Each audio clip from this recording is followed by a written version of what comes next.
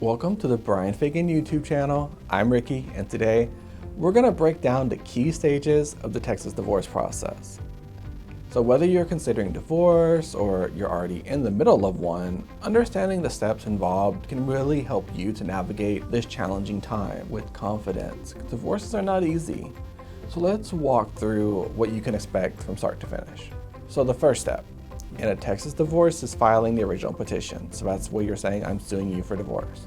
The document is submitted to the court, and that's what formally initiates the divorce process. So you'll be assigned like a case number in a court. Once filed, the petition must be served on the other spouse. So unless they waive service, so they can also sign a waiver to say, hey, you don't have to, now you're taking me to court, you don't have to serve me.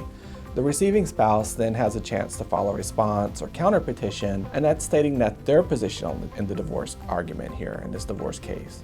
After filing, there's a mandatory 60-day waiting period before a divorce can be finalized. So during that time, temporary orders can be issued to address things like child custody, support, property use, financial responsibilities while that divorce case is going to be pending.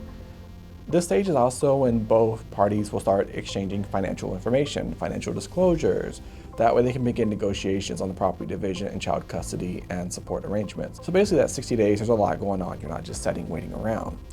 If both spouses agree on the terms, they can finalize the divorce with an agreed decree, and that avoids the trial. However, if disputes arise, the case may proceed to mediation or litigation.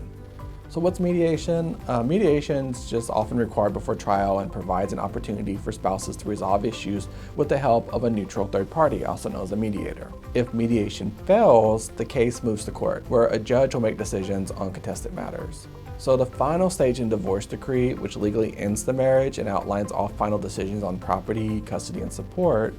So once signed by the judge, the divorce is going to be official. So once the judge signs the decree, you got it. If you have questions about the Texas divorce process or you need legal guidance, be sure to schedule your free 30-minute consultation with one of our experienced family law team members.